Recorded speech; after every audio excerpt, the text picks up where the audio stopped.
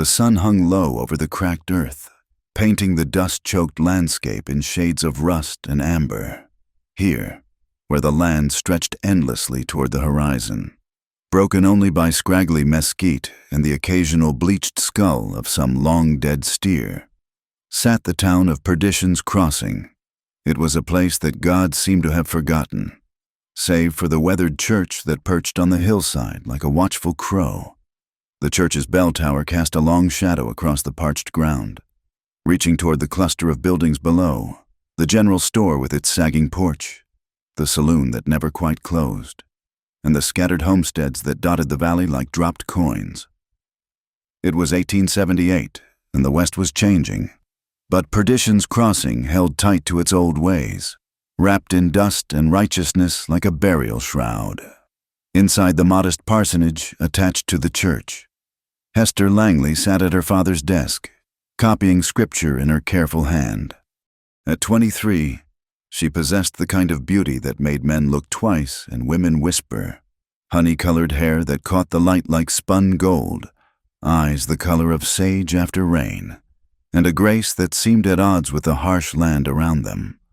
But there was something else in her bearing, a stillness that went deeper than mere composure, as if she were holding her breath against some invisible weight. "Hester." The voice cut through the late afternoon quiet like a blade. She looked up to find her father, Reverend Abel Langley, filling the doorway. He was a man built like an Old Testament prophet, tall, gaunt, with eyes that burned with holy fire and a beard gone prematurely gray. His presence filled any room he entered, commanding attention and obedience in equal measure. "Yes, Father. The widow Morrison needs tending. Her fever's returned." He set a basket on the desk, already packed with bread and preserves. "You'll go before dark." It wasn't a request. Nothing her father said ever was. "Of course, Father." Hester rose, smoothing her plain gray dress. She'd learned long ago that bright colors drew his disapproval. Vanity was a sin, after all, and a preacher's daughter must be above reproach. As she reached for the basket, his hand caught her wrist. His fingers were cold despite the heat. "You'll return directly. No dawdling. No stopping at the mercantile." His grip tightened fractionally. "The devil finds work for idle hands. Daughter." "Yes, Father." He released her, and she resisted the urge to rub her wrist. As she moved past him toward the door, he spoke again. "And Hester, remember that the eyes of this town are always upon us. We bear the burden of example."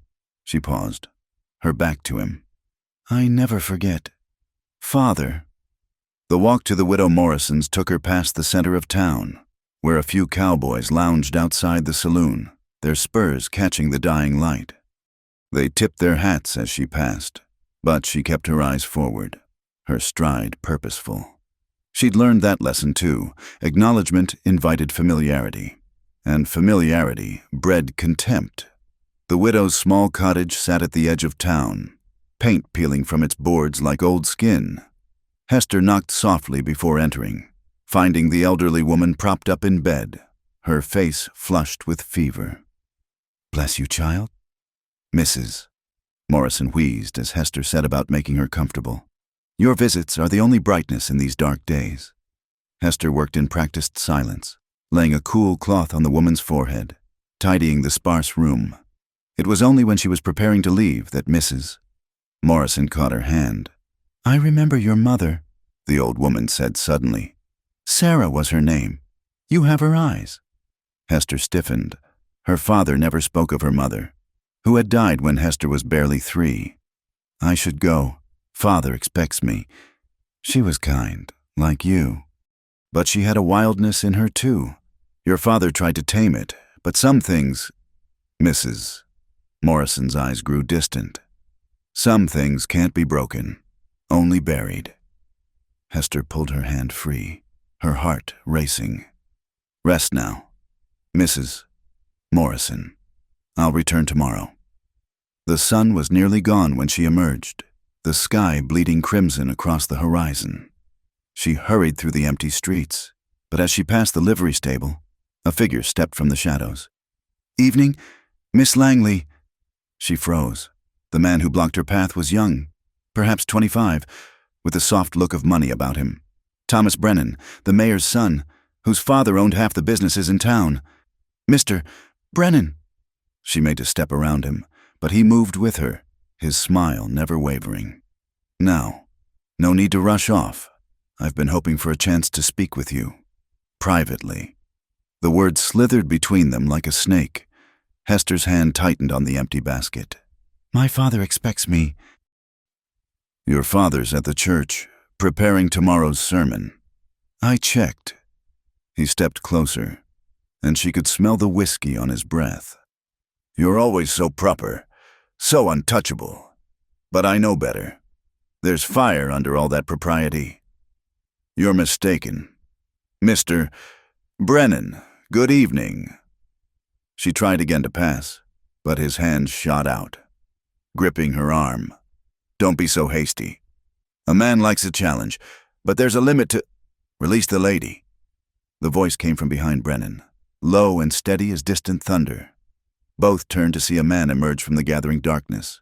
He was tall, lean in the way of men who'd known hunger, with dark hair that needed cutting and eyes the color of winter sky. He wore his gun low on his hip, the leather worn smooth from use. Brennan's grip loosened. "This isn't your concern. Stranger, reckon it is now." The newcomer's hand rested easy near his pistol, but there was nothing casual in his stance. "Lady asked you to let her be." For a moment, the street held its breath. Then Brennan released Hester's arm, his face flushing dark. "This isn't over," he muttered, though it wasn't clear whom he was addressing. He stalked away, spurs ringing against the packed earth. Hester found herself alone with her unexpected savior. Up close, she could see the sun-weathered lines around his eyes, the faint scar that cut through his left eyebrow. Everything about him spoke of hard miles and harder choices. "You're the new foreman at the Claiborne Ranch," she said. Not quite a question. "Boone McCade." He touched his hat brim. "And you're the preacher's daughter." "Thank you for your assistance, Mr. McCade. I should go." "I'll walk you."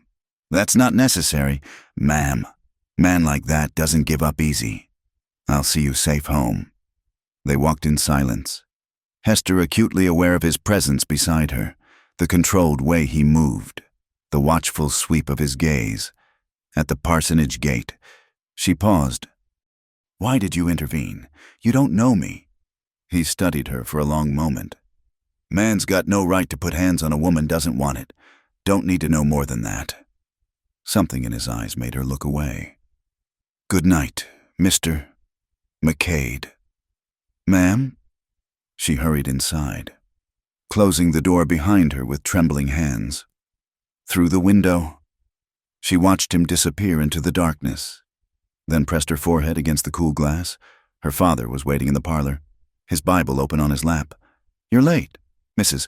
Morrison needed extra care." His eyes narrowed. "Did something occur? You seem unsettled." "No, Father, nothing occurred." He watched her for another moment, then nodded. "Go to your room. We rise early for prayer."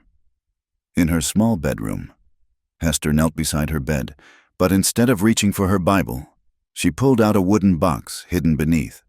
Inside, wrapped in an old piece of flannel, lay a Colt .45 revolver. She ran her fingers over the cold metal, remembering another night 3 years past, another man who wouldn't take no for an answer, who'd thought a preacher's daughter would be too frightened to fight back. He'd been wrong.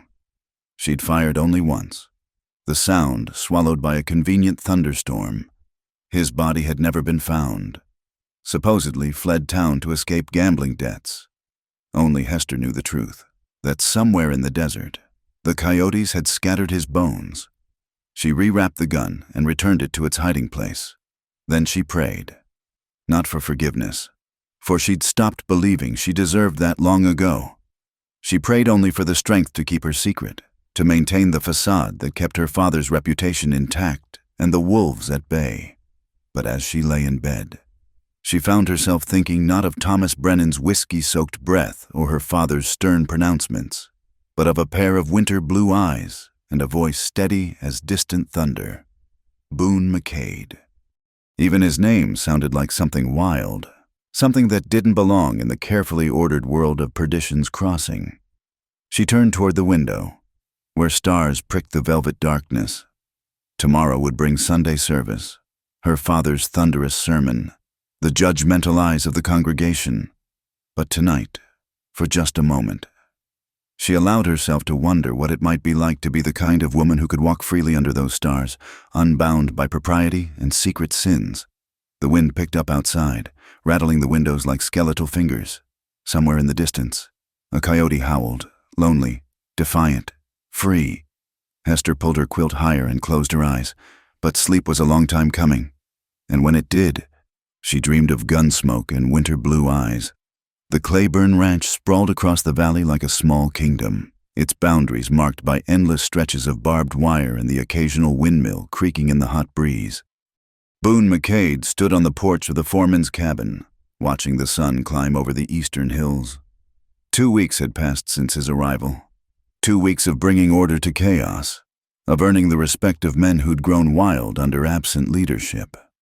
He rolled a cigarette with practiced ease, his thoughts drifting to the encounter outside the livery stable. The preacher's daughter.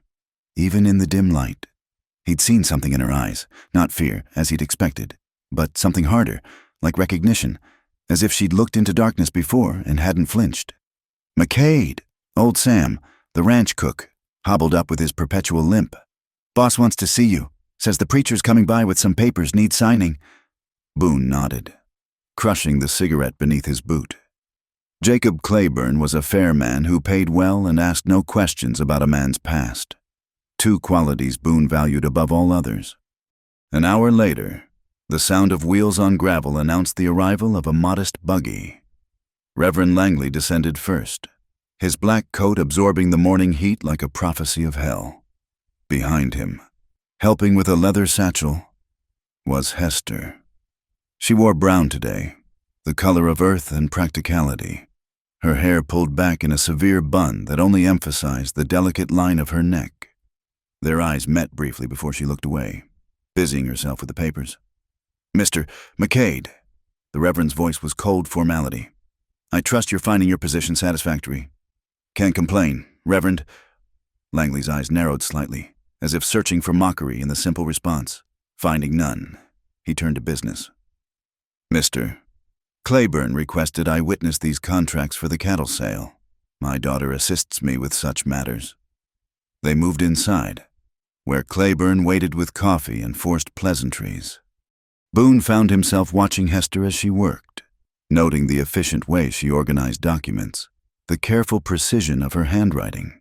Once, when reaching for an inkwell, her sleeve pulled back, revealing faint scars on her wrist. Old ones, long healed. She caught him looking and quickly adjusted her cuff. When the business concluded, Claiborne invited them to stay for the midday meal, but Langley declined with barely concealed disdain. As they prepared to leave, Hester dropped her gloves. Boone retrieved them, and for a moment their fingers brushed as he returned them. "Thank you," she said quietly, then added in a rush, "And thank you again, for before—" "No need for thanks, ma'am." Her father's sharp voice cut between them. "Hester, we're leaving." She hurried to the buggy, but at the last moment looked back. Something passed between them, not quite understanding, but perhaps the possibility of it. Days blended into each other, marked by the rhythm of ranch work and the slow dance of the seasons. Boone threw himself into his duties, dealing with everything from broken fences to broken men. The cowboys respected him, sensing he was cut from the same rough cloth, tempered by experience they could only guess at. But at night, alone in his cabin, the ghosts came calling. He'd pour 2 fingers of whiskey and stare at the photograph he kept wrapped in oilcloth. Mary, on their wedding day. Smiling with such hope it made his chest ache. 3 years gone now, shot down by a corrupt sheriff who'd wanted her for himself. Boone had killed the man, made sure he knew why before the end, then fled west with a price on his head. He'd thought distance would dull the pain. Instead, it had only refined it, like good steel in a forge. One evening, after a particularly hard day breaking horses, Boone rode into town for supplies. The streets were quiet, most folks home for supper. But the church doors stood open, lamplight spilling out like grace itself. He dismounted, drawn by the sound of music, not the reedy wheeze of the church organ, but something richer, more complex. A violin, played with skill that belonged in a concert hall, not a frontier church. Boone climbed the steps silently, peering inside. Hester stood alone at the altar, eyes closed, lost in the music. The melody was something classical, melancholy and beautiful, filling the empty space with longing. In that moment, transformed by the music, she looked like something otherworldly, not the buttoned-up preacher's daughter, but a woman with depths unknown. The song ended, the last note hanging in the air like a question. She opened her eyes and saw him, Mr. McCade. No surprise in her voice, as if she'd sensed him there. "I didn't mean to disturb. You play well." She lowered the violin, color touching her cheeks. "My mother taught me, before Father tolerates it, as long as it's hymns or classical pieces. Nothing too worldly." "Didn't sound like any hymn I know." A small smile touched her lips. "Mozart, violin sonata no. 21. Father's at a meeting with the church elders. There'll be hours yet, arguing about temperance votes." Boone stepped inside, his spurs echoing on the wooden floor. "You play here often? When I can, it's the only time I feel—" She stopped, seeming to catch herself. "Free?" The word hung between them. She set the violin carefully in its case, movements precise as always. "What brings you to town, Mr. McCade?" "Supplies. Heard the music. Got curious. Curiosity can be dangerous in a small town. So can keeping too many secrets." She stilled, then turned to face him fully. "Everyone has secrets. Mr. McCade, I suspect you have your share. Difference is, I'm not pretending to be something I'm not." "Aren't you?" She stepped closer, and he caught her scent, soap and something floral, maybe lavender. "A gunslinger playing at being a ranch foreman? Yes, I know what you are. The way you move, the way you watch everything. You're running from something. Maybe, but at least I'm not hiding behind a Bible and a stern father." Her eyes flashed. "You know nothing about what I'm hiding from."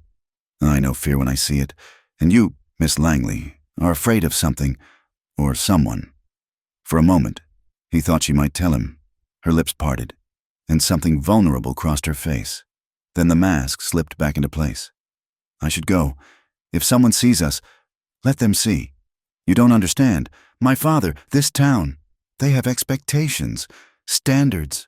One whisper of impropriety and what? They'll cast you out? Make you wear a scarlet letter?" She laughed, but it was bitter. "You really don't understand. My father's reputation is everything to him, to this town. I'm not just his daughter, I'm his proof of righteousness, his example to hold up. See how pure, how obedient, how faithful. If they knew—" She cut herself off, pressing a hand to her mouth. "If they knew what? Hester?" The use of her given name seemed to break something in her.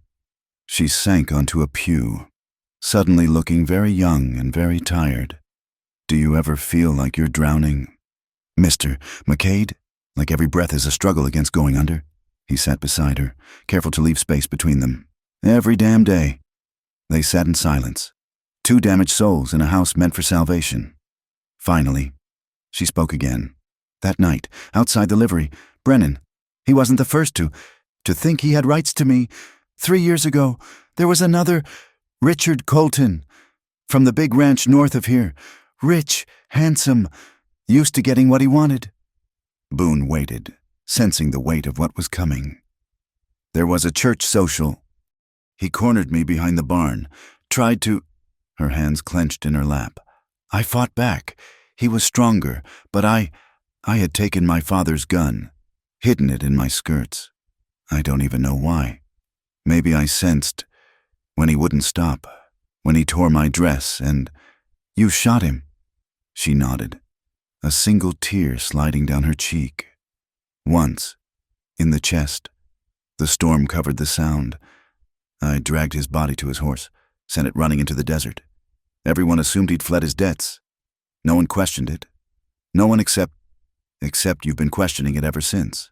Every night, every prayer, every time my father preaches about sin and redemption, I think, what would he do if he knew?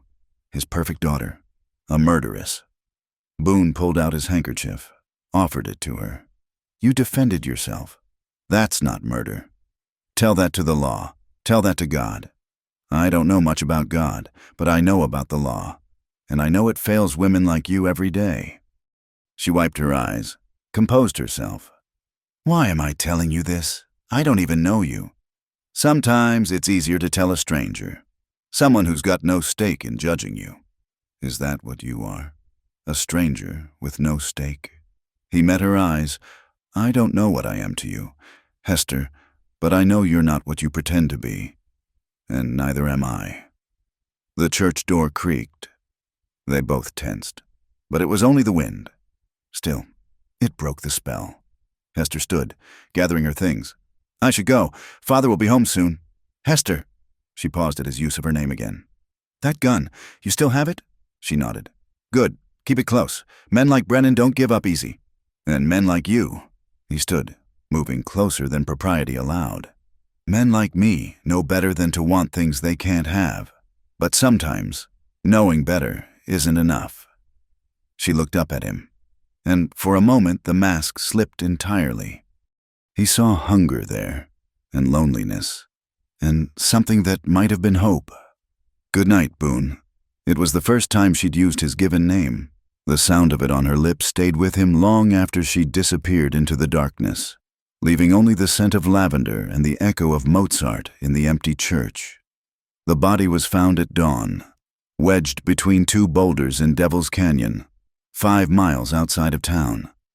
Word spread like wildfire through Perdition's Crossing, carried on the lips of the cowboy who'd stumbled upon it while searching for strayed cattle. Sheriff Jonas Ward stood over the corpse, his weathered face grim. The dead man had been there a while, weeks, maybe months, preserved by the dry desert air but picked over by scavengers. Still, there was enough left to identify him. That's Matthew Thornton, Deputy Collins said, swallowing hard. Banker's son from Cedar Ridge. Went missing 2 months back. Ward crouched beside the body, examining what remained of the clothing.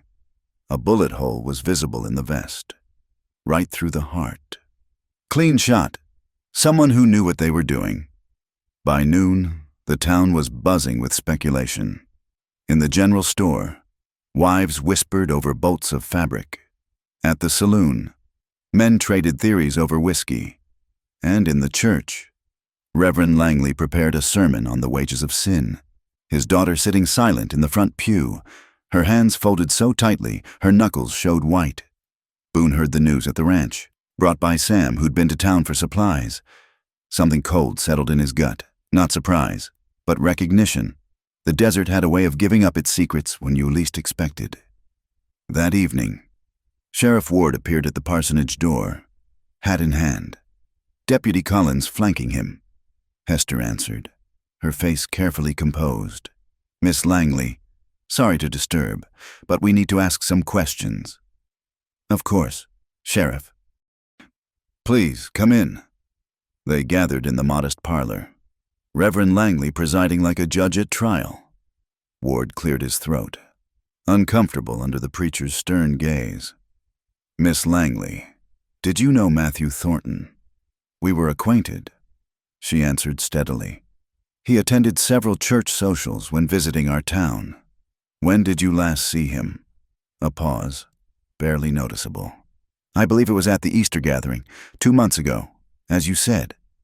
Did he ever, that is, did Mr.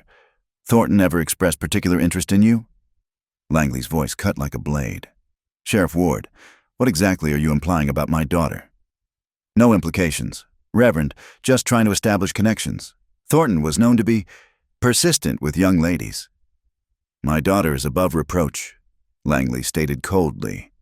If you have real questions, ask them. Otherwise, I'll thank you to leave. Ward shifted uncomfortably. Just one more thing. Can anyone verify your whereabouts the night Thornton disappeared? She was here, with me. Langley answered before Hester could speak. We spent the evening in prayer and study, as always. After they left, Hester excused herself, claiming a headache, in her room. She pulled out the wooden box, staring at the gun that had killed Richard Colton 3 years ago. But Matthew Thornton, she'd never even spoken to him beyond pleasantries. Why would they think? A folded paper caught her eye, tucked beneath the gun. With trembling fingers, she unfolded it. The words were printed in block letters. I know what you did. The room spun. She sank onto her bed. The note crumpled in her fist. Someone knew. But who, and why now? Night fell like a shroud over the town. Hester waited until her father's snores echoed through the thin walls, then slipped out through her window. She had to think, had to figure out who was doing this. The streets were empty, but she kept to the shadows, making her way toward the stable where she kept her mare. She needed to ride, to clear her head, going somewhere. She spun, hand reaching instinctively for the gun now tucked in her skirts. Boone stepped from the shadows, his own hand relaxed but ready near his holster. You shouldn't be out here, he said quietly. Neither should you. I was restless, thought I'd check the town, make sure. He stopped, studying her face in the moonlight. What's wrong? The concern in his voice nearly undid her. I can't, there's nothing. Hester. He moved closer, and she could smell leather and tobacco, on a sense that made her want to collapse against him. Talk to me. She looked around, then grabbed his arm. Not here. Someone might see. They made their way to the old barn at the edge of town, abandoned since the last drought drove the millers away. Inside, dusty moonbeams filtered through gaps in the boards. Hester paced, trying to find words. They think I killed him. Thornton. Did you? The blunt question made her laugh, sharp and bitter. No, I never even, he barely spoke to me. But someone, she pulled out the note, showed him. Boone examined it, his face hardening. When did you get this? Today, hidden in a private place. Someone's been in my room. Thornton was shot clean through the heart. Same as Colton, I know. She wrapped her arms around herself. Someone knows what I did. They're trying to frame me for this murder too. Or they're the real killer, and they're using what they know about you to deflect suspicion. She hadn't considered that. But who? Who would know? Someone who was there that night?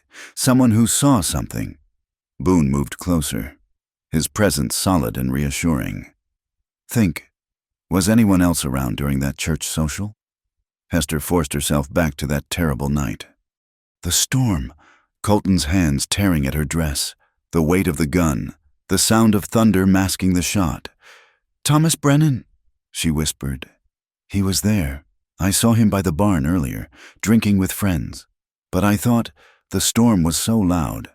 Man like Brennan, spurned by you, seeing another man get what he wanted, might make him angry enough to watch, to follow. And now he's using it against me. She felt sick. What do I do? If I confess about Colton to clear myself of Thornton's murder, I'll hang anyway. Boone was quiet for a moment, then said, We need proof. Need to find who really killed Thornton and why. We? He met her eyes. You think I'd let you face this alone? Something broke inside her then. She'd been alone so long, carrying her secret like stones in her chest. Without thinking, she moved toward him, and suddenly his arms were around her, holding her as she shook with silent sobs. I'm so tired, she whispered against his shirt. So tired of being afraid, of pretending, of... I know. His hand stroked her hair, gentle as his voice. I know, darling. She pulled back to look at him, and something shifted in the air between them. His hand cupped her cheek, thumb brushing away a tear. She leaned into the touch, starved for gentleness. Boone, this is dangerous, he said, but he didn't move away. Everything in my life is dangerous. He kissed her then, soft at first, as if she might break, but she was tired of being treated like porcelain. She pressed closer, hands fisting in his shirt, and the kiss deepened, became something desperate and necessary. When they broke apart, both breathing hard, he rested his forehead against hers. "I've wanted to do that since I saw you in the church with your violin," he admitted. "I've wanted you to do that since you stood up to Brennan." He pulled back slightly. "Hester, I'm no good for you. I've got my own past, my own sins. I don't care. You should." "Your father. My father doesn't know his daughter is a killer." The words came out harsh. "I stopped caring what he thinks the night I put a bullet in Richard Colton's heart." Boone studied her face, then nodded slowly. "All right, then we do this together. But we're careful. Whoever killed Thornton and is trying to frame you, they're playing a deep game." A sound outside made them both freeze. Footsteps, deliberate and heavy. Boone drew his gun, pushing Hester behind him. The barn door creaked open. Sheriff Ward stood silhouetted against the night, his own weapon drawn. Well, Miss Langley, Mr. McCade. Mighty interesting place for a late-night meeting." "Sheriff," Boone said evenly, not lowering his gun. "Lady was upset, needed air. I was escorting her." "That's so?" Ward's eyes glittered. "Funny thing, got another note tonight, anonymous. Said if I wanted to find evidence about the Thornton murder, I should check the old Miller barn." He looked around meaningfully. "Suppose I should search the place?" Hester's hand found the gun in her skirts. If he searched her, found it, connected it to the murders. "Sheriff," Boone said quietly, "you known me 2 weeks. I've caused no trouble, done my job. You really think I'm mixed up in murder? Didn't say you were. But the lady here, well, seems Thornton wasn't the first man to get interested in her and end up missing. That's enough." Boone's voice went cold. "You got proof. Arrest her. Otherwise, we're leaving." Ward considered, then slowly holstered his weapon. "Not yet, but I'll be watching. Both of you." He stepped aside. "Miss Langley, I'll be speaking to your father come morning. Might want to prepare him." They waited until his footsteps faded. Then Hester sagged against Boone. He knows, or suspects. Someone's feeding him information, leading him like a dog on a leash. Boone holstered his own gun. "Come on, I'll see you home." They crept through the darkness, every shadow potentially hiding watching eyes. At her window, Boone helped her climb through, then caught her hand. "Lock your door, push something heavy against it, and keep that gun close. What are you going to do?" "What I do best, hunt." He disappeared into the night, leaving Hester alone with her racing heart and the taste of him still on her lips. She did as he said, barricading her door, then sat on her bed with the Colt in her lap. Outside, somewhere in the darkness, someone was playing a deadly game with her life as the stakes, but for the first time in 3 years, she wasn't facing it alone. She thought of Boone's arms around her, the fierce protectiveness in his eyes. Whatever came next, whatever sins they had to confront, at least now she had something worth fighting for besides mere survival. Dawn was still hours away when exhaustion finally claimed her. She slept sitting up, the gun still in her hands, and dreamed of storms and gunshots and winter blue eyes that promised she'd never be alone in the dark again. The morning broke gray and oppressive, clouds gathering like carrion birds over perdition's crossing. Hester woke to the sound of her father's fist hammering against her door. "Open this door immediately!" She scrambled to hide the gun, then pushed aside the chair she'd wedged under the handle. Abel Langley stood in the doorway, his face twisted with rage she'd never seen before. "Father!" His hand cracked across her cheek, sending her stumbling back. It was the first time he'd ever struck her. "Jezebel!" The word came out like a curse. "Sheriff Ward came to me at dawn, told me about finding you in that barn with that drifter." "Father, please, let me explain." "Explain." He grabbed her shoulders, shaking her. "Explain how my daughter, raised in the house of God, became a common harlot? Explain how you've destroyed everything I've built? I've done nothing wrong." "Nothing wrong?" His laugh was bitter as gall. "Half the town saw you leave the house last night. They're already whispering. And now there's talk of murder, of you being connected to that dead man. I didn't kill Matthew Thornton." "But you knew him. You lied to the sheriff, said you barely spoke to him, but Mrs. Henderson saw you talking with him at length after Easter service. What else have you lied about? Hester pulled free of his grip. Perhaps I learned from the master. How many lies have you told? Father, how many sins have you buried beneath your righteousness? He raised his hand again, but this time she was ready, catching his wrist. No, you don't get to hit me and call it holy. For a moment they stood frozen, daughter defying father. Then he lowered his hand, his voice going cold as winter ground. You will not leave this house. You will speak to no one. And if that man McCade comes near you again, I'll see him hanged for corrupting a minister's daughter. You can't. I can and I will. Sheriff Ward owes me favors.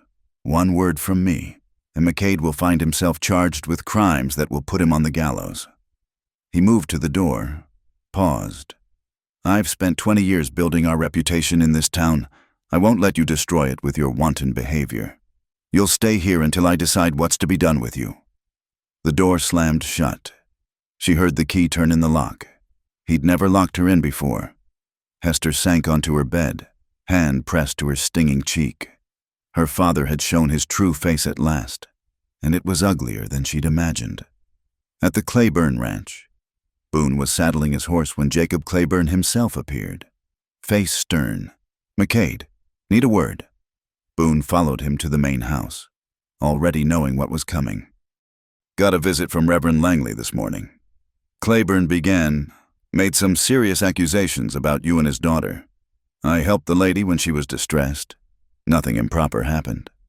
Maybe not, but that's not how it looks. And in a town like this, how things look matters more than truth. Claiborne sighed. You're a good foreman. McCade, best I've had. But I can't have scandal attached to my ranch. You're firing me. I'm giving you a choice. Stay away from the girl. Give me your word you won't see her again. And keep your job. Or pack your things now. Boone thought of Hester's face in the moonlight, the trust in her eyes when she'd shown him that note. I'll pack my things. Claiborne looked surprised. She worth losing your position over? Some things matter more than a job. Maybe, but jobs keep you fed. Romance doesn't. He pulled out an envelope. Your wages. Plus a bonus. You've earned it. But McCade, you'd best leave town soon. Langley's got influence, and he's using it. Boone took the money, tipped his hat, and went to gather his few possessions. As he packed, his mind worked through the problem. Someone was orchestrating this. The murder. The frame. The perfectly timed revelations. But who had the intelligence and malice to plan such a scheme? In town, Thomas Brennan sat in his father's study, watching the mayor pace. This is getting out of hand. Son. Is it? Thomas swirled his whiskey. Seems to me things are going exactly as planned. Mayor Brennan stopped pacing. You promised me this would be simple. Discredit the girl. Force her into a position where she'd have to accept your proposal. But murder? Frame jobs? I never said anything about murder. Thomas's smile was sharp. That's your assumption. Father. Don't play games with me. Boy, I know you've been feeding information to Ward. What I don't know is why. Thomas stood, moving to the window where he could see the church spire. You want to know why? Because I'm tired of being told no. Tired of watching lesser men get what I deserve. That preacher's daughter thinks she's too good for me. Well, let's see how high and mighty she is when she's facing a noose. Thomas, what did you do? Nothing they can prove. He drained his glass. But Father, you might want to distance yourself from this. Plausible deniability and all that. The mayor grabbed his son's arm. If you've committed murder, I told you, I've done nothing. Thomas pulled free. But sometimes, Father, knowing about a crime and not reporting it is almost as bad as committing it yourself. Wouldn't you agree?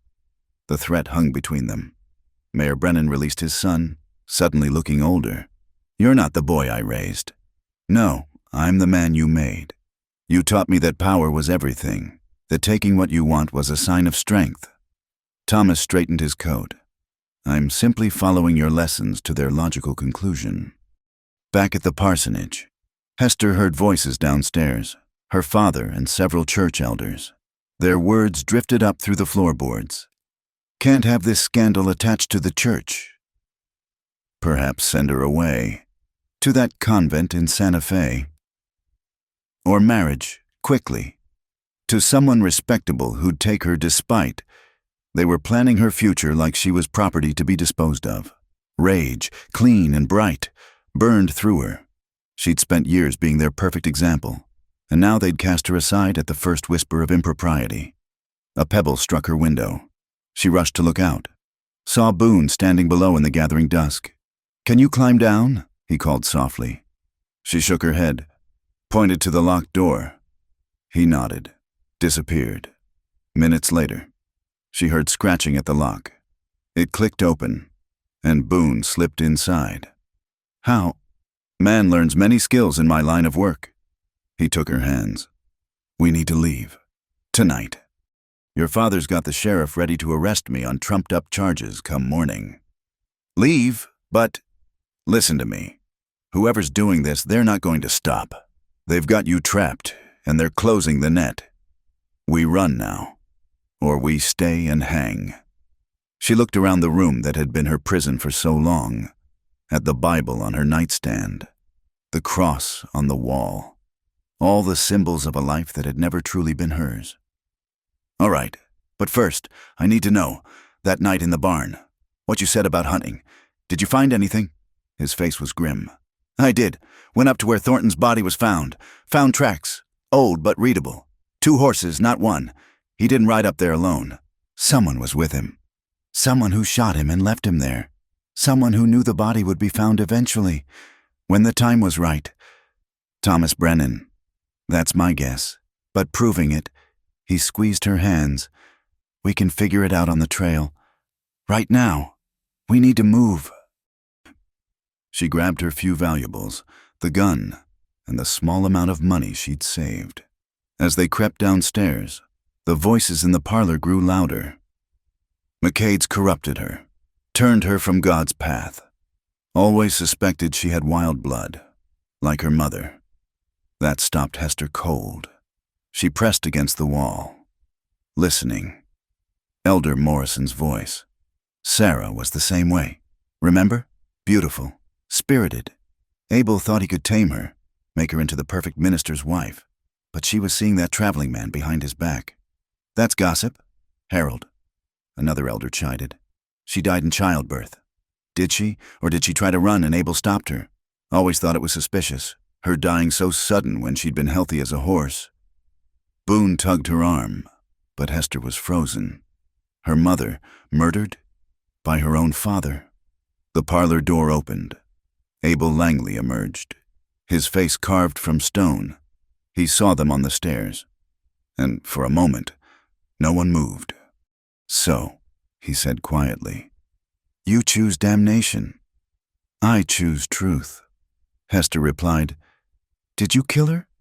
"My mother." Something flickered in his eyes. "Your mother chose her path, as you've chosen yours.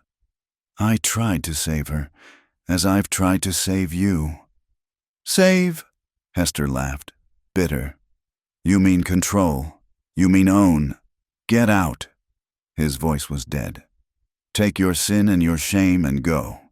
You're no daughter of mine. I never was. I was just your prop, your proof of godliness." She raised her chin. "But know this, Father, your God is too small for me." They pushed past him, out into the night. Behind them, Abel Langley stood in his doorway, a man whose carefully constructed world was crumbling to dust. At the livery stable, Boone saddled 2 horses quickly, efficiently. The old stable hand, Jenkins, pretended not to see them, though Boone pressed coins into his palm. "Which way?" Hester asked as they led the horses out. "South first, to throw them off, then west, toward New Mexico. I know people there who—" "Hold it right there." Sheriff Ward stepped from the shadows, gun drawn. Behind him, Thomas Brennan emerged, smiling his snake smile. "Running away together? How romantic." Thomas moved closer to Hester. "Though I must say, I expected better from you. First Colton, now Thornton, and all the while playing the virgin saint." Hester went very still. What did you say? Oh, didn't I mention? I saw you that night. Saw you shoot Richard Colton like the cold-blooded killer you are. I've kept your secret for 3 years, waiting for the right moment to use it. You bastard. Boone growled. But Ward's gun swung toward him. Easy. McCade, you're already facing charges for corrupting a minister's daughter. Don't add threatening a peace officer to the list. Tell me, Thomas, Hester said quietly, if you saw me kill Colton, why didn't you report it? Thomas shrugged. Because I knew someday it would be useful. Like now. See, you're going to confess to killing Thornton too. Gonna write it all down, nice and neat. Then you're going to hang for murder, and everyone will remember me as the hero who exposed you. Just one problem with that plan, Hester said. I didn't kill Thornton. You did. Prove it. I don't have to. You just did. She smiled, cold as winter dawn. You said you saw me shoot Colton, but you couldn't have. I shot him inside the barn. During the storm. No windows on that side. The only way you'd know I shot him is if you were inside too. If you were there when he attacked me. Thomas's smile faltered. You're lying. Am I? Sheriff, ask him how he knew Colton was shot. Everyone assumed he fled town. No body was ever found. So how does Thomas know he's dead, much less shot? Ward's gun wavered. Brennan, she's trying to confuse you. No. Hester stepped forward. Here's what really happened. Thomas was in that barn, watching Colton attack me. Getting excited by it, probably. When I shot Colton in self-defense, Thomas saw an opportunity. He helped me dispose of the body, didn't you, Thomas? Told me you'd keep my secret if I was grateful. But I refused you then, just like I refuse you now. Shut up. So you killed Thornton, another man interested in me, and set it up to frame me. 2 birds with 1 stone. Get rid of a rival and force me into a position where I'd have to marry you to avoid hanging. Thomas pulled his own gun, pointing it at her. I said shut up. Everything happened at once. Boone moved, fast as lightning, pushing Hester aside. Ward shouted. Thomas fired. The bullet took Boone in the shoulder, spinning him around. He went down hard, blood spreading across his shirt. No. Hester dropped beside him, pressing her hands against the wound. Thomas stood frozen, gun smoking. That wasn't. Drop it, Brennan. Ward had his gun trained on Thomas now, face grim. You just shot a man in front of a peace officer. Drop the weapon. Thomas looked at the gun in his hand as if surprised to find it there. This wasn't how it was supposed to go. Drop it. Instead, Thomas raised the gun toward Hester. If I can't have you... 2 shots rang out simultaneously. Thomas jerked, looking surprised, then crumpled to the ground. Ward's shot had taken him in the chest, but there was another wound in his side. Hester held the smoking Colt, the gun that had killed Richard Colton, now used once more in defense of her life. Ward holstered his weapon, knelt beside Thomas. The mayor's son was still breathing, but barely. Get the doctor, Ward ordered Jenkins, who'd been cowering by the stable door. Then, to Hester, that was justified. I saw him aim at you. She didn't answer, too focused on Boone, who was conscious but pale. Stay with me, she whispered. Don't you dare leave me now. Not going anywhere, he managed. Takes more than 1 bullet to kill me. The doctor arrived, along with half the town, drawn by gunfire, in the chaos that followed. Thomas Brennan's death, Boone's treatment, the revelations about the murders. Hester found herself at the center of a storm she'd never anticipated. But as dawn broke over Perdition's Crossing, she sat beside Boone's bed in the doctor's house, holding his hand. They'd survive the night. Whatever came next, they'd face it together. Outside, church bells rang, calling the faithful to Sunday service. But Hester didn't move. She'd found her own salvation, and it had nothing to do with the hollow prayers of hypocrites. It had everything to do with the man whose blue eyes watched her with love and trust, who'd taken a bullet meant for her, who'd stood by her when the whole world would have seen her hang. No more running, she told him softly. We'll face whatever comes. He squeezed her hand weakly. Together. Together. And in that simple word was a promise more sacred than any vow spoken in her father's church, more binding than any law written by man. They'd been tested by fire and blood, and they'd emerged not unscathed, but unbroken. The preacher's daughter and the gunslinger. Perhaps not the ending anyone would have written for them. But then, Hester had learned that the best stories were the ones you wrote for yourself. One choice at a time, one bullet at a time, one kiss at a time. Outside. The bells continued to ring, but Hester no longer heard them. She heard only Boone's breathing, steady and sure, and the beating of her own wild heart. Finally free. The abandoned cabin sat nestled in a grove of cottonwoods, 20 miles from Perdition's Crossing and a world away from Judgment. Boone had remembered it from his travels. A way station used by cowboys and drifters. Far enough from town to avoid unwanted visitors, but close enough to reach supplies when needed. They'd fled 3 days after the shooting, as soon as Boone could sit a horse without passing out. The doctor had protested, but Hester had seen the writing on the wall. Thomas Brennan's death had split the town in two. Some called her a hero for exposing a killer. Others whispered that she'd corrupted 2 men into killing over her, and her father's sermons had grown darker, full of references to Jezebel and the wages of sin. "Easy," Hester murmured, helping Boone from his horse. His shoulder was healing, but the ride had taken its toll. She'd become proficient at changing his bandages, at reading the signs of pain he tried to hide. Inside the cabin was sparse but clean. Someone had maintained it. A bed with a straw mattress, a table and 2 chairs, a fireplace with a stack of wood nearby. Simple, honest things. "It's perfect," she said, meaning it. Boone sank onto the bed, watching as she moved about, making the space theirs. She'd changed in the past days. The preacher's daughter was gone, replaced by a woman who wore men's trousers for riding, who kept her gun within reach, who met the world with eyes wide open instead of downcast. "You're different," he said. She paused in unpacking their supplies. "Good different or bad different?" "Just different. More yourself." She came to sit beside him, careful of his shoulder. "I feel like I've been holding my breath for 23 years, and I'm finally allowed to exhale." He touched her face, thumb tracing her cheekbone. "I'm sorry you had to kill again. That weight." "Don't!" She caught his hand, pressed it to her cheek. "Thomas made his choice. I made mine. I'd make it again to save you." They stayed like that for a moment. Then Hester stood, suddenly practical. "You need food and rest. I'll tend the horses." But Boone caught her wrist. "Stay. Just for a bit." She studied his face, saw something there beyond physical pain. "What is it?" "I keep thinking I'm going to wake up, that this is some fever dream and you'll be gone." "I'm not going anywhere." She stretched out beside him on the narrow bed, careful not to jostle his shoulder. "Though I should warn you, I can't cook worth a damn. Father believed cooking was vanity if it went beyond basic sustenance. I'll teach you. And I suppose you'll teach me to shoot properly too, ranch work. Whatever you want to learn." She was quiet for a moment. Then, "What I want to learn is you. Who you were before. Why you came west. What made you the man who'd stand between me and a bullet?"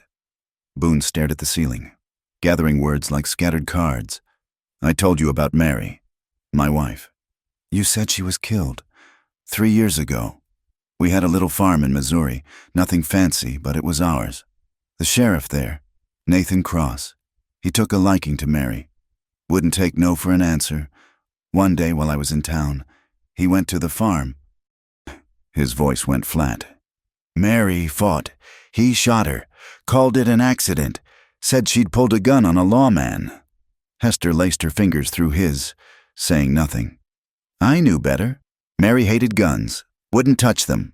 So I waited, planned. One night I caught Cross alone on a dark road, made him confess before I ended it. Then I ran." He turned to look at her. "I'm wanted in Missouri. There's paper on me. You should know that." "I know who you are," she said simply. "That's enough." He pulled her closer with his good arm, and she rested her head on his chest, listening to his heartbeat. "Tell me about your mother," he said. Hester tensed, then slowly relaxed. I barely remember her, just fragments, the scent of rosewater, a laugh like silver bells, hands gentle on the violin strings. Father never spoke of her, except to say she died when I was 3. But now you think differently.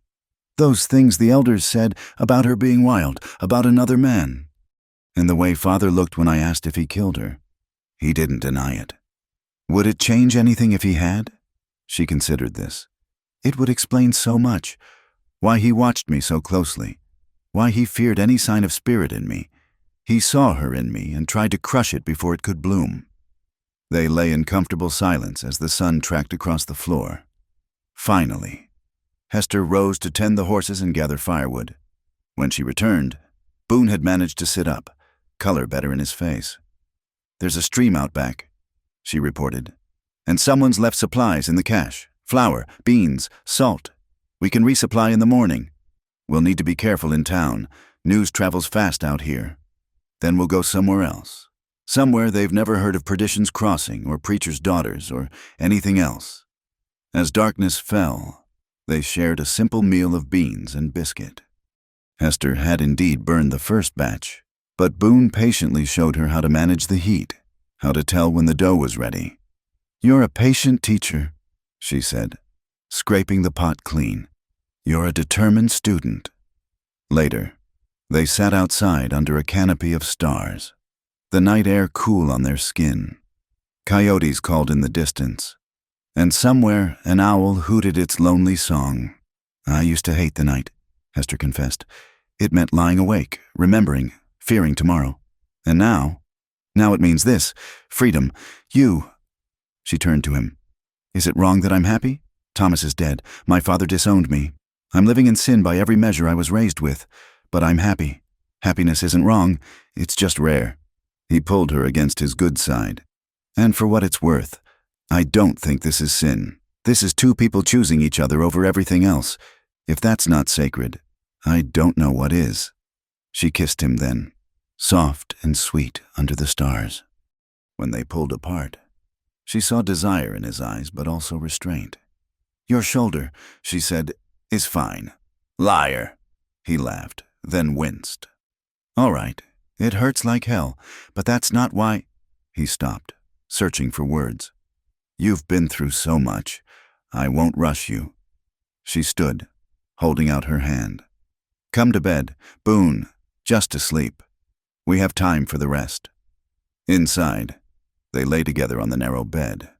Hester curled carefully against his good side. The fire burned low, casting dancing shadows on the walls. "Tell me about New Mexico," she said drowsily. "Desert and mountains. Sky so big it makes you feel small, but not insignificant. Towns where nobody asks about your past if you don't cause trouble. Sounds perfect. There's a place I know. Little valley with good water and grass. Man could build something there. House, barn, maybe run some cattle. A home, if you wanted." She lifted her head to look at him. "Are you asking me to build a home with you, Boone McCade?" "I'm asking you to think about it. This life, it won't be easy. No church socials, no proper society. Just work and weather and whatever we can make between us. I've had proper society. I prefer this." He kissed the top of her head. "Sleep on it. Ask me again when the novelty wears off." But Hester knew it wasn't novelty. It was recognition of a life she'd never dared imagine, but that fit like clothes made for her. No corsets of convention, no suffocating expectations. Just truth and choice and the man beside her who'd seen her at her worst and stayed. They slept entwined, despite the narrowness of the bed and the caution required for his wound. Once in the night, Boone woke with a start, reaching for his gun. But Hester's hand on his chest calmed him. "Just the wind," she murmured. "Old habits. We'll make new ones." Dawn came gentle through the single window, painting the room gold. Hester woke first, studying Boone's face in sleep. The hard lines were softened, making him look younger, more vulnerable. She traced the scar through his eyebrow with one finger, wondering at its story. His eyes opened, immediately alert until they focused on her. Then he smiled, slow and warm. "Morning, morning." She checked his bandage, pleased to see no fresh blood. "How's the pain?" "Bearable. Better with you here." She kissed him, morning soft and unhurried. When they parted, she felt brave enough to say, "I've thought about it." "About what?" "New Mexico, the valley, building something together." She took a breath. "My answer is yes." "You sure? It's a hard life. Boone." She placed a finger on his lips. "I've lived an easy life in a prison. I'll take hard and free any day." He caught her hand, kissed her palm. "Then we'll leave soon as I can ride proper. Week, maybe 2. And until then? Until then, we practice being ourselves.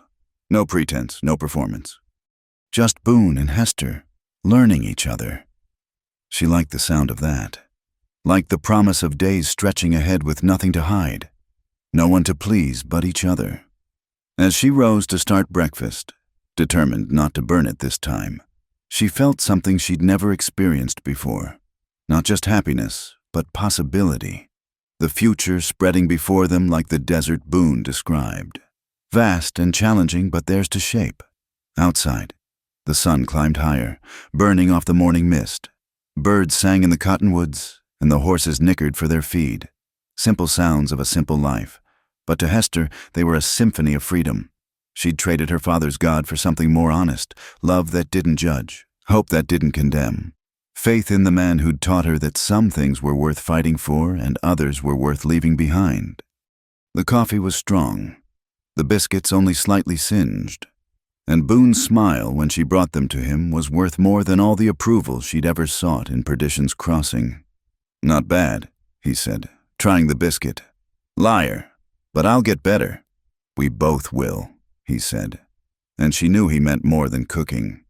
They ate in companionable silence, planning the journey ahead, the life they'd build.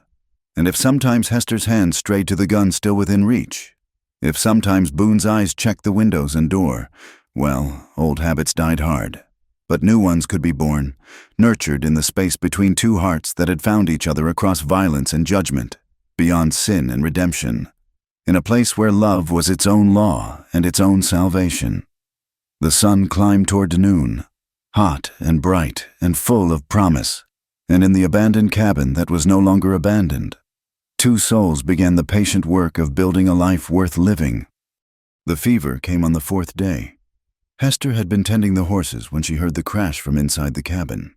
She found Boone on the floor, skin burning, the water pitcher shattered beside him. "Just dizzy," he mumbled, but his eyes were glassy, unfocused. She got him back to bed, her heart hammering as she felt his forehead. The wound, when she unwrapped it, was angry red, edges puffy with infection. She'd been so careful, boiling the bandages, keeping everything clean, but the desert was full of unseen dangers. "Need to ride to town," she said. "Get medicine." His hand caught hers, surprisingly strong. "No, too dangerous. You need a doctor." "Can't risk it. They'll be watching for us." He struggled to sit up. "The saddlebags, Mary's medicine kit." She found it wrapped in oilcloth, bottles of laudanum, willow bark, carbolic acid, and other supplies. His dead wife's careful preparations, now perhaps saving his life. For 3 days, Hester fought the infection. She bathed his fever, forced willow tea between his lips, cleaned the wound with carbolic that made him arch in pain. When he grew delirious, she held him down, whispering prayers she no longer believed to God she no longer trusted. On the 2nd night, he called for Mary. "I'm sorry," he muttered, thrashing weakly. "Should have been there. Should have protected you." "Shh," Hester soothed, but he couldn't hear her. "Mary, forgive me. I failed you. Failed." "You didn't fail anyone," Hester said firmly, though tears ran down her cheeks.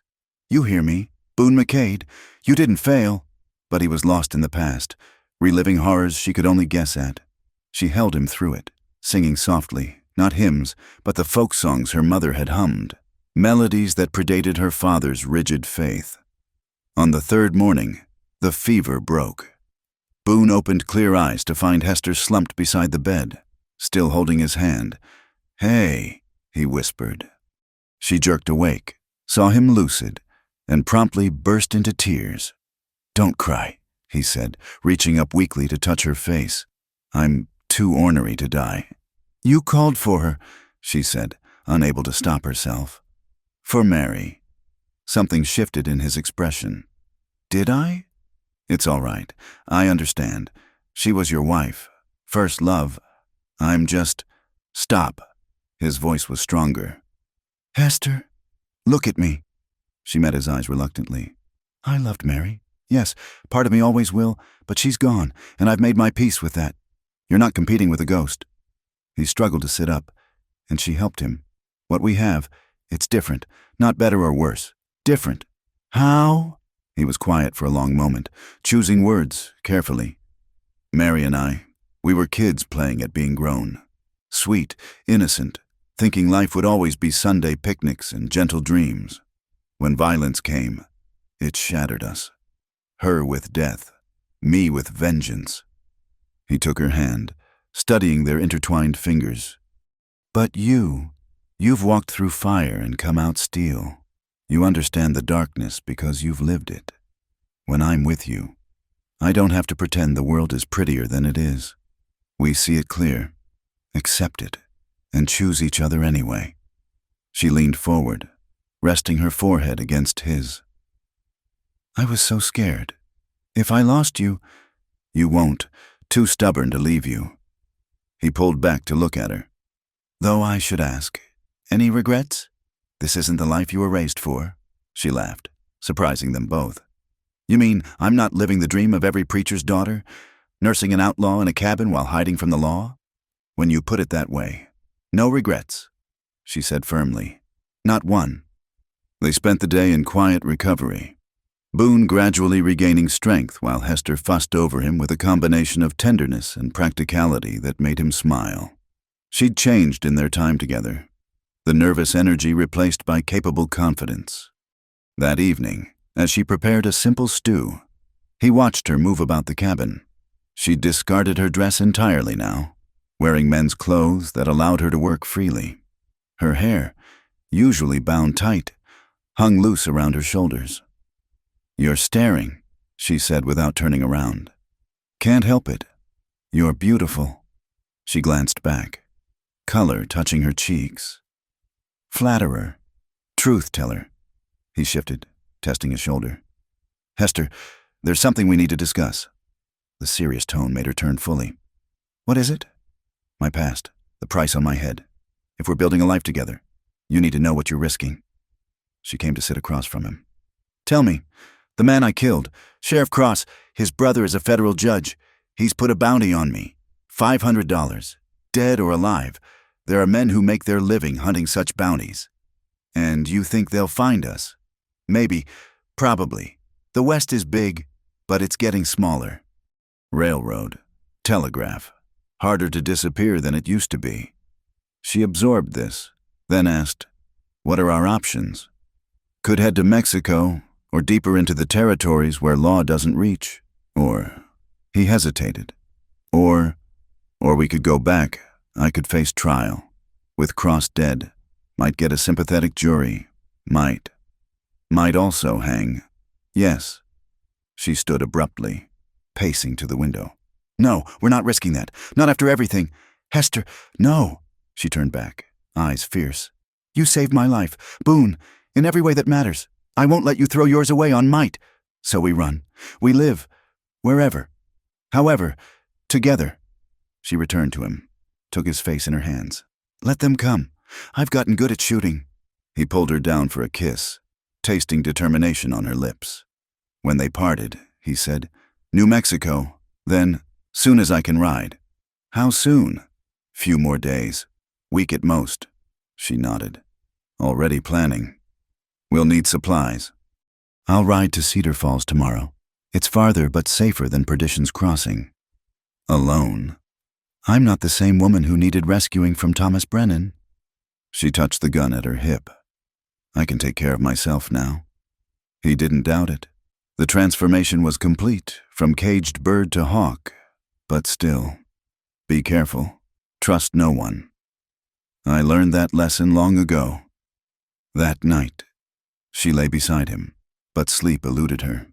The future stretched uncertain, life on the run, always looking over their shoulders, never truly safe. But when she considered the alternative, returning to her father's house, to a life of suffocating propriety and hidden shame, she knew there was no choice at all. "Can't sleep," Boone's voice in the darkness. "Thinking.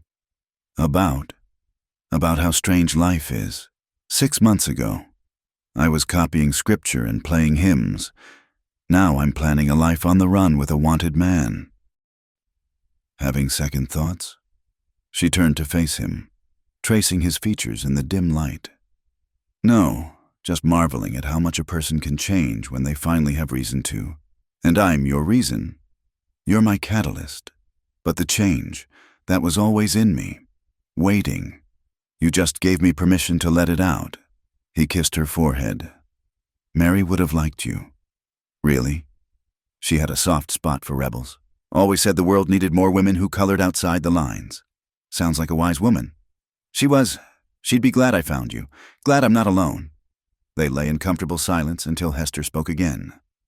"Do you believe in fate, Boone?" "Never used to. Now? Maybe. Seems like too much coincidence. You needing saving that night, me being there, both of us running from different ghosts. Finding each other. My father would call it God's plan. What do you call it?" She considered. "Luck, choice. Two broken people choosing to heal together rather than apart. I like that better than fate." "Me too. Fate implies we had no say. But we chose this. Choose it every day." He pulled her closer, mindful of his shoulder. "Choose you tomorrow too. And the day after. Promises, promises. Always keep my promises." And she believed him. This man who'd stood between her and a bullet, who'd killed for his wife and would kill for her. His promises meant something in a way her father's never had. Dawn would come soon, bringing new challenges. The ride to Cedar Falls, the journey to New Mexico, the constant threat of discovery. But for now, in the darkness before dawn, they had this truth spoken softly. Bodies curved together like quotation marks around a perfect sentence. Hearts beating in rhythm that needed no words. The candle guttered and died, leaving them in darkness. But Hester felt no fear. She'd learned that darkness was just another kind of light, showing different truths than the harsh sun of day. And the truth it showed now was simple. They were home. Not in this cabin, but in each other. Tomorrow she'd ride to Cedar Falls, gun at her hip and steel in her spine. Tomorrow they'd take another step toward their uncertain future. But tonight, she was exactly where she belonged, beside a man who saw her clearly and loved her anyway, who'd given her the greatest gift possible, the freedom to be herself. "Sleep," Boone murmured. "Long day ahead. Sing to me first?" "I don't sing." "Liar. I heard you humming while you worked on the horses." He chuckled softly. "That's different." "Please?" How could he refuse? He sang softly. An old trail song about a cowboy and his love, about distances crossed and homes found in unexpected places. His voice was rough but true, and Hester closed her eyes, letting it wash over her. When the song ended, she was nearly asleep, but she heard his final whispered words. "I love you, Hester. Whatever comes, remember that." Love you too," she mumbled, already drifting. And in her dreams, there were no fathers or sheriffs or bounty hunters, just a valley in New Mexico with good water and grass, where a man and woman built something worth defending, worth living for, worth all the miles between who they'd been and who they'd chosen to become. The desert wind sang its own song outside, wild and free as the hearts within the cabin. And somewhere in the distance, a coyote called, not lonely this time, but triumphant, as if it too had found what it was searching for in the vast and unforgiving night. The jail cell in Perdition's Crossing smelled of rust and despair. Hester sat on the narrow cot, hands folded in her lap, looking every inch the minister's daughter despite the circumstances. But inside, her mind raced, calculating angles and options with the clarity of a woman who'd learned to survive. It had been her choice to return. When her father appeared at the cabin with Sheriff Ward and 4 deputies, she could have fought, could have run. Instead, she'd seen the opportunity. Boone was still too weak to flee. and fighting would only get him killed. So she'd surrendered, kissing him once before they dragged her away, whispering for him to trust her. Now, 3 days later, the town was preparing for a trial that had split it down the middle. Outside her barred window, she could hear the arguments in the street. Those who called her a cold-blooded killer and those who whispered about self-defense and the crimes of powerful men. "Visitor," Deputy Collins announced, unlocking the door. She expected her father. Instead, Mrs. Morrison shuffled in. The elderly woman she'd tended so many times. The deputy locked them in together, retreating to his desk. "Child," Mrs. Morrison said softly, taking Hester's hands. "The whole town's in an uproar." "I'm sure Father is handling it with his usual grace," Hester said dryly. The old woman's eyes sharpened. "Your father is the reason I'm here. He's testifying tomorrow, as a witness against you." Hester's stomach dropped, though she kept her face calm. "Against his own daughter. He says it's his Christian duty to see justice done, that he can't let family ties prevent him from speaking truth." Mrs. Morrison squeezed her hands. "But there are others speaking too. Women who've kept silent about things, about Richard Colton, about Matthew Thornton, about what those men were really like. It won't matter. The law is what 12 men decide it is, and those men have wives, daughters, sisters." The old woman leaned closer. "Your young man, McCade, he's been busy." Hester's heart leapt. "Boone? He's all right?" "More than all right. He's been talking to people, gathering testimonies. That wound slowed him down, but didn't stop him. He's building your defense stone by stone." Tears pricked Hester's eyes. "Even injured, even risking his own capture, he was fighting for her. There's more." Mrs. Morrison continued. "He went to see your father. They say Abel threw the first punch, but McCade didn't strike back, just stood there and took it, then said something that made your father go white as salt. Won't say what, but Abel hasn't been the same since." The door rattled. "Time's up." Collins called. "Mrs." Morrison stood, then bent to whisper, "Have faith, child, not in God or law, but in the people who love you. There are more than you know." After she left, Hester lay on the cot, staring at the ceiling. What had Boone said to her father? And how was he managing to investigate while still healing? The answer came that evening when Sheriff Ward himself appeared. "Got another visitor, against my better judgment." He unlocked the door. 5 minutes. Boone entered, moving stiffly but steadily. The sight of him, alive, whole, here, made her rush forward.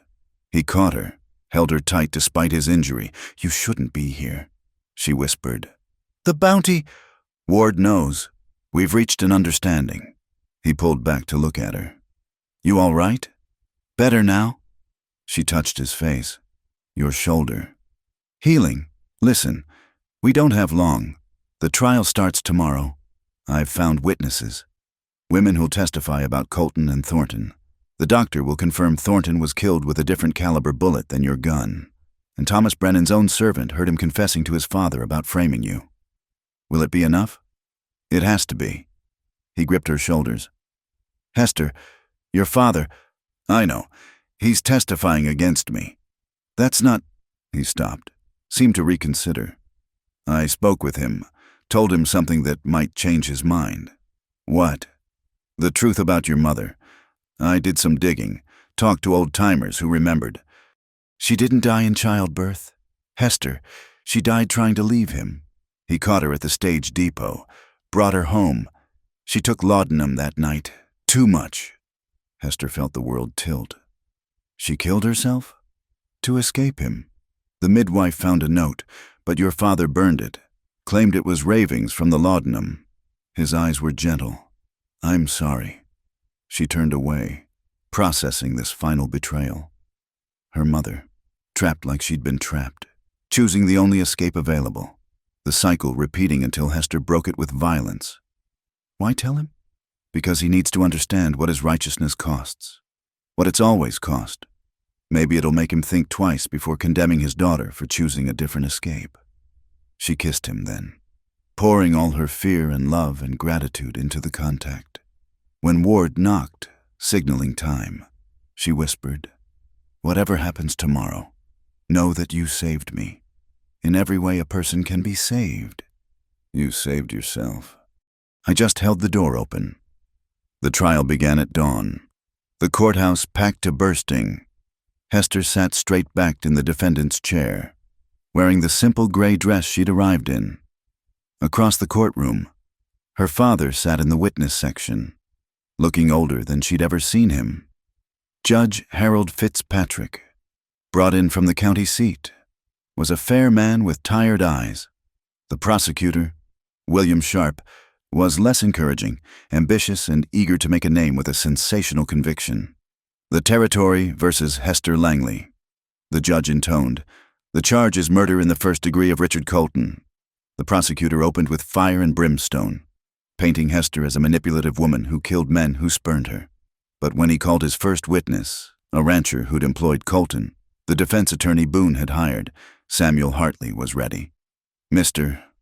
Davis," Hartley said on cross-examination, "how many times did you have to discipline Richard Colton for inappropriate behavior toward female employees?" "I don't recall." "3 times, according to your own records, including one incident where a young woman quit rather than continue enduring his advances." The pattern continued. For every witness who painted Colton as respectable, Hartley produced 2 who spoke of his violence, his entitlement, his history of assault. Then came the women. One by one, they took the stand, servants, shopgirls, ranchers' daughters, women who'd kept silent but now spoke of Colton's attacks, Thornton's aggression, the conspiracy of silence that protected such men. "He cornered me in the barn," one young woman testified, voice shaking. "Said no one would believe me over him. Said I should be grateful for the attention." The men in the jury shifted uncomfortably. Some looked at their hands. Others glanced at the women's section, perhaps seeing their own daughters differently. Then Abel Langley was called. He took the stand like mounting a pulpit, but the fire was dimmed. When asked about his daughter's character, he spoke in a monotone. She was obedient, dutiful, until she fell under the influence of violent men. "Violent men like Richard Colton?" Hartley asked. "I wouldn't know about that. But you knew he'd expressed interest in your daughter. Many men did. She was beautiful, like her mother. Her mother, who died when Hester was 3? Something flickered in Abel's eyes. "Yes, died in childbirth." "You've always claimed." "Yes, even though the midwife's records show she attended Sarah Langley for melancholia." "Not childbirth?" "Even though the stage depot records show Sarah tried to buy a ticket to San Francisco the day she died." The prosecutor objected, but the damage was done. Abel's facade cracked. "My wife was troubled, confused. I tried to help her by locking her in a room, by forbidding her to leave. I was protecting her, like you protected your daughter, by keeping her prisoner in your home." Abel's hands gripped the rail. "I am a man of God." "Then tell the truth," Hartley thundered.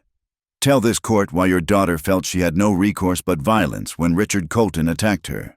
Tell them about the world you created where she couldn't report an assault without being blamed for it." Abel looked at Hester for the first time. What he saw there made him crumble. "I failed her, failed them both. My pride, my need for control." His voice broke. "God forgive me, I failed them both." The courtroom erupted. Judge Fitzpatrick pounded his gavel, calling for order. When quiet returned, he asked, "Reverend Langley, are you saying you believe your daughter acted in self-defense?" Abel stood slowly, aged a decade in minutes. "I'm saying I drove her to it. My harshness, my righteousness, I created a world where she had no other choice." He looked at Hester again. "I'm sorry for everything."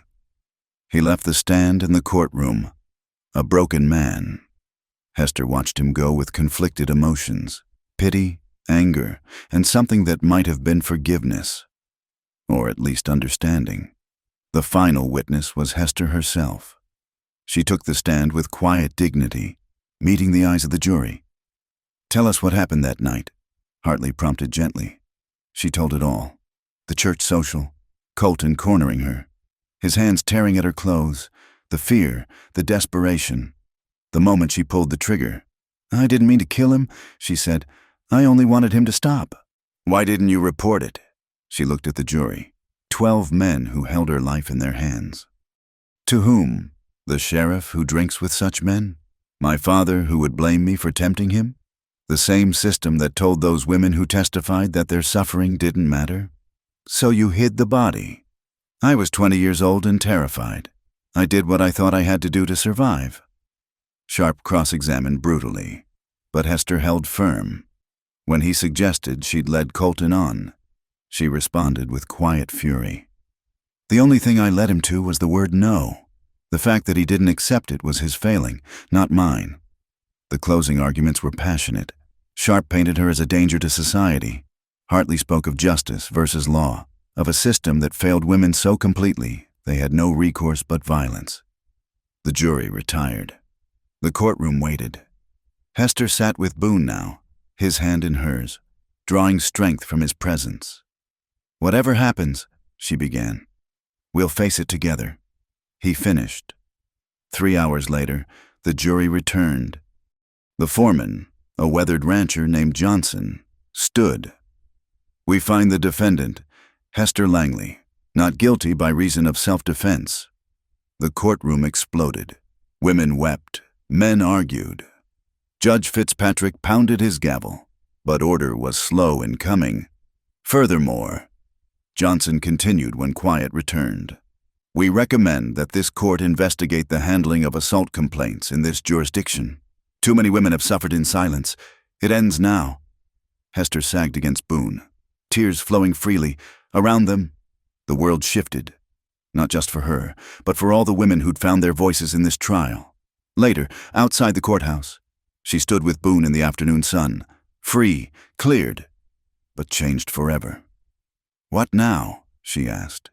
"Now we live. New Mexico is still waiting." She saw her father across the square, standing alone. Their eyes met.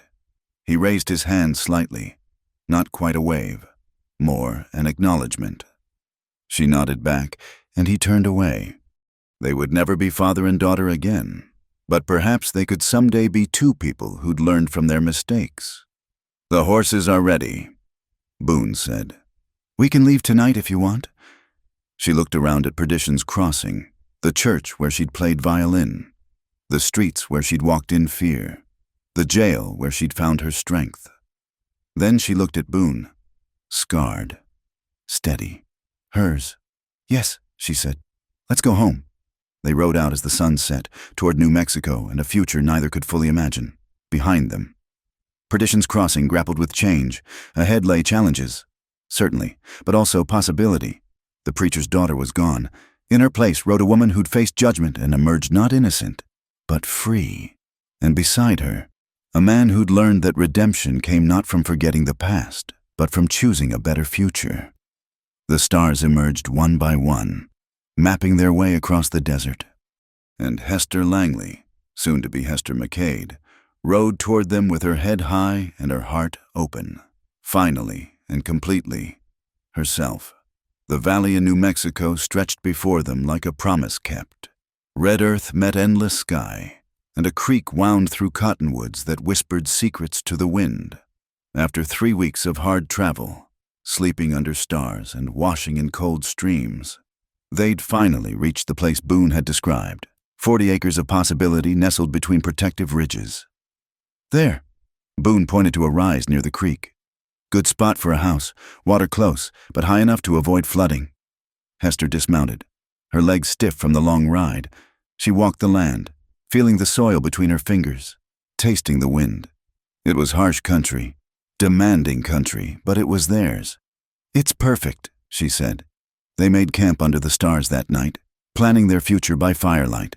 A small house to start, 2 rooms and a porch. A barn for the horses they'd raise. A garden where Hester could grow the herbs she'd learned about from Mrs. Morrison. Simple dreams, but their own. "We'll need to register the claim in Silver Creek," Boone said. "Town's a day's ride south, and—" He paused. "We should get married proper. Make it legal." Hester looked up from the fire. "Is that a proposal, Mr. McCade?" He grinned. "Suppose it is, though I haven't got a ring to offer." "I don't need a ring." She moved to sit beside him. "Just you." "You sure? No church wedding, no white dress, no father to give you away?" "My father gave me away long before he disowned me. As for the rest, I've had enough of churches and ceremonies. A justice of the peace will do fine." They were married 3 days later in Silver Creek's courthouse, with the town clerk and a passing merchant as witnesses. Hester wore her traveling clothes, dust still on her boots. Boone had shaved for the occasion, but looked uncomfortable in the borrowed jacket the justice offered. It was nothing like the wedding either had once imagined, and it was perfect. "Do you, Boone McCade, take this woman to be your lawful wife?" the justice intoned. "I do. And do you, Hester Langley, take this man to be your lawful husband?" "I do." "Then by the power vested in me, by the territory of New Mexico, I pronounce you man and wife." They kissed there in the cramped office, tasting new beginnings on each other's lips. When they signed the certificate, Hester wrote her new name for the first time, Hester McCade. It felt like shedding an old skin. The first months were hard. They lived in a tent while building the house, working from dawn to dusk. Boone taught her construction, how to frame walls, split shingles, mix adobe. Her hands, once soft from a life of indoor work, grew calloused and strong. She taught herself to shoot properly, practicing until she could hit a target at 50 yards. Boone watched with mixed pride and concern. Planning on starting a war? Planning on never being helpless again? He understood. The gun that had killed Richard Colton was buried now beneath the big cottonwood. Its dark purpose served, but she wore a new pistol on her hip, cleaned and ready. Not for vengeance, but for protection. The West was still wild, and she'd learned that a woman's safety often rested in her own hands. Neighbors was few but friendly. The Mexicans from the village welcomed them with cautious warmth once they proved they weren't trying to steal water rights. Old Manuel taught Hester to make adobe bricks. His wife, Rosa, shared seeds for the garden and recipes for the local chilies that burned like fire. News from Perdition's Crossing came sporadically through travelers. The town had changed after the trial. Sheriff Ward had resigned, replaced by a younger man who actually investigated assaults. 3 members of the church board had stepped down after their own daughters came forward with stories, and Abel Langley had left his ministry, disappearing east to wherever broken preachers went to wrestle with their sins. "Do you ever think about him?" Boone asked one evening as they sat on their half-finished porch. "Sometimes I wonder if he found peace." "Do you forgive him?" Hester considered, watching the sunset paint the mountains purple. "I understand him. That's not the same as forgiveness, but it's what I can give." Their first winter tested them. Snow came early and hard, trapping them in the small house for days. They learned each other's rhythms, when to talk and when to be silent, how to share space without losing themselves. Hester played her violin by the fire while Boone mended harnesses. They read to each other from the few books they owned, made love in the afternoon when snowlight made everything soft and dreamlike. Spring brought unexpected joy. Hester realized she was pregnant when morning sickness sent her running from the barn. Boone found her leaning against the corral, face pale but eyes bright. "I think we're going to need another room," she said. The fear that crossed his face surprised her. "Boone? My mother died in childbirth. Mary lost a baby early on. He stopped, jaw tight. She took his hands. "I'm not them. I'm strong as these mountains. Remember? You said so yourself. Mountains can crumble. Not this one." She was right. Sarah Mary McCade came into the world on October morning, screaming with healthy lungs. The midwife from the village proclaimed her perfect, and Boone wept when he held her. This tiny life they'd created from love and stubbornness and second chances. "She has your eyes," Hester said, exhausted but radiant. "Poor kid," Boone laughed through his tears. They built their life season by season. The horse herd grew, the garden flourished. Hester learned to preserve food, make soap, doctor injuries. She became known in the area as someone who could help with difficult births, both human and animal. Women traveled miles to seek her counsel, drawn by her quiet strength and lack of judgment. Boone's past caught up with them on Sarah's second birthday. A lone rider appeared at sunset, badge glinting. Hester's hand went to her gun, but Boone stopped her. "Marshal?" He greeted the man evenly. "McCade." The marshal dismounted slowly. "Been looking for you." "Found me." "That I have." The man looked around, at the neat house, the garden, the toddler playing in the yard under Hester's watchful eye. "Built something nice here. We have... Judge Cross is dead. Hart gave out last year. His widow called off the bounty. Said she was tired of blood begetting blood." Boone stood very still. "That so?" "That's so, officially. You're still wanted in Missouri. Unofficially. Nobody's looking anymore." The marshal mounted up. "Man finds peace out here, builds a good life, raises a family. Seems a shame to disturb that. Appreciate you riding all this way to tell me. Wasn't just for you." The marshal tipped his hat to Hester. "Ma'am, heard about your trial. What you did for those women, that took courage. World needs more of that kind of courage." He rode away, leaving them standing in their dooryard, free in ways they hadn't dared hope. That night, they lay entwined while Sarah slept in her small bed nearby. The house was quiet except for settling timbers and coyote song. "No more running," Boone said. "No more hiding," Hester agreed. "Just living, just living." They made love slowly, sweetly, with the deep satisfaction of those who'd earned their happiness through trial and blood. When Hester cried out softly, careful not to wake the baby, Boone kissed her tears, not of sadness but of completion. Years passed. More children came. James, who had his mother's musical gift, and Clara, wild as the wind that bore her. The house grew with the family. The land prospered under their care. Boone never again had to use his gun in anger, though his reputation kept trouble at bay. Hester became the unofficial doctor and midwife for half the county, riding out at all hours to tend the sick and birthing, sometimes in quiet moments. She thought about the girl she'd been, copying scripture in her father's study, playing hymns for judgmental congregations. That girl felt like a stranger now, or perhaps a chrysalis from which she'd emerged. One evening, as she watched her children play in the yard where she'd once practiced shooting, Boone came up behind her, arms encircling her waist. "Any regrets?"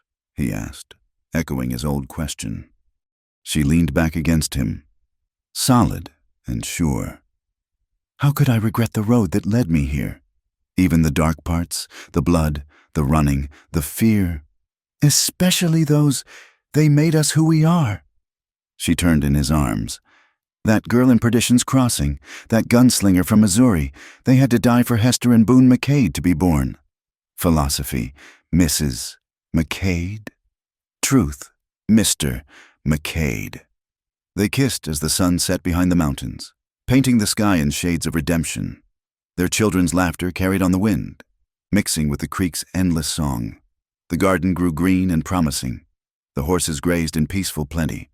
And in the house built by their own hands, the Bible that had once been Hester's chain now held pressed flowers between its pages. Wild flowers picked by children who would never know the weight of unwanted righteousness, who would grow up free to choose their own paths, to make their own mistakes, to find their own salvation. The gun beneath the cottonwood remained buried, its dark purpose transformed into foundation for something better. Above it, the tree grew tall and strong, roots deep in earth that had tasted blood but chose to nurture life instead. As stars emerged in the vast New Mexico sky, Hester McCade, once Langley, once prisoner, once killer, now wife, mother, healer, stood with her husband and watched their world settle into peace. They had written their own scripture in sweat and courage, their own hymn in the harmony of two hearts that had found each other across all the miles of sin and sorrow. It was not the life either had planned. It was the life they'd chosen, fought for, built with their own hands and hearts. It was enough. It was everything. In the distance, a coyote called, not lonely now, but celebrating, as if it too had found its pack. its place, its purpose under the endless western sky. And in the house in the valley, the McCade family gathered for supper, their voices rising in the simple grace of lives fully lived, completely loved, finally and forever free. Thank you for listening to this Wild West love story. I'd love to hear where you're listening from. Please leave a comment below to let me know. Don't forget to subscribe to the From Wild West channel for more tales of courage, redemption, and romance from the American frontier. Share your thoughts about Hester and Boone's journey in the comments. What part of their story touched you the most? Until next time, partners.